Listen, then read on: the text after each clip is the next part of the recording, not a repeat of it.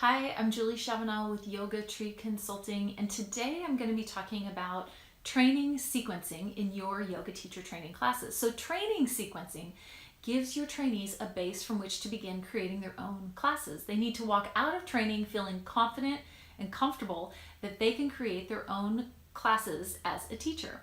I'm going to break down for you a yoga class into 6 parts, and I'm going to cover 2 important sequencing concepts for you in this video. This is the same methodology I've used over the last 7 years in my yoga teacher training, and I'm going to share it with you today. So as I mentioned, training on sequencing gives your students a base. You're shifting their mindset from that of a student to that of a teacher.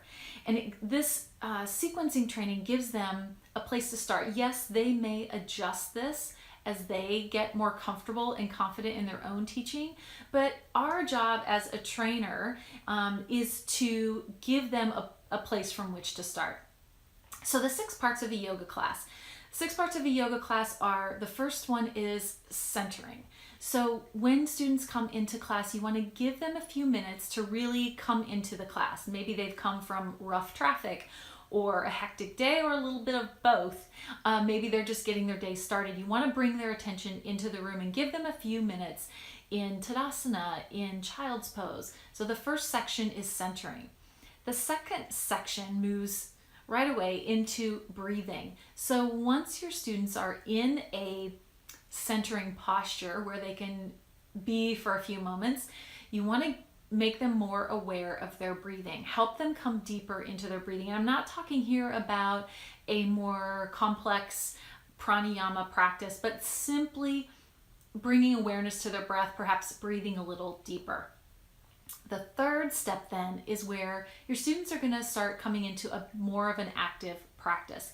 In vinyasa classes that I teach, we start with some simple movement, right? We're still very much warming up section of the active practice, some half vinyasas, some sun salutations, and then from there we'll move into a more detailed standing sequences where they're really going to be warming up their body, warming up their muscles, connecting breath and movement. The fourth section of the yoga class is focusing or balancing. So now they've gone through centering, breathing, they've done an active practice section, and now they're going to use that prep for their focusing, their balancing section of their class. After that, they're going to move into deeper stretching. So they used all of this work they've done up until this point to get to the place in the practice where they're opening their muscles even more through deeper stretching. This might be dynamic, it might be static, stretching, but this is what they've built up to. Maybe wheel is in this, certainly some forward folding, those types of postures. And then finally, they're going to come into the relaxing Shavasana section of class. And I give this whole piece its own section.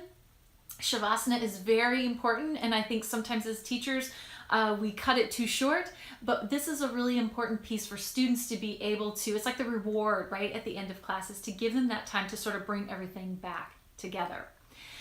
So those are the 6 sections of the class. They address 2 important yoga techniques, yoga principles in sequencing a class. The first is that of vinyasa krama, which means logical or progressive sequencing. So you're using all of these separate sections to help students connect mind and body, connect breath and movement. And you're doing it in a logical fashion. You're not adding splits, Hanuman, at the beginning of class. You're not adding wheel pose at the beginning of class. You're letting students work up to postures like that.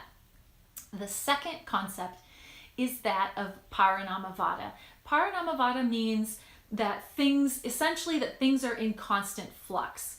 When your trainees have a base from which to sequence and they walk into class and their students are perhaps ready for something different than has been prepared, having these 6 sections of a class and understanding the first principle of Vinyasa Krama can help your trainees learn how to adjust on the fly, so to speak. As an experienced instructor, you've probably doing this for years.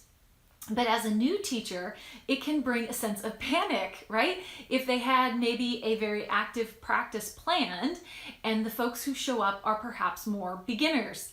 And so they need to be able to adjust on the fly. If they've got these 6 sections that they know they are working within, it helps adjust on the fly, adjust for that constant flux in their teaching a little bit easier, and gives them, again, the confidence and really competency to do that on the fly. All right, so we've covered the 6 sections of class. We've covered 2 very important yoga principles on sequencing.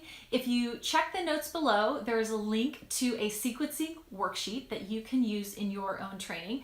Subscribe here. I've got more coming on sequencing, and I'd love to see you back next time. All right, thanks. I'm Julie Chavanaugh with Yoga Tree Consulting.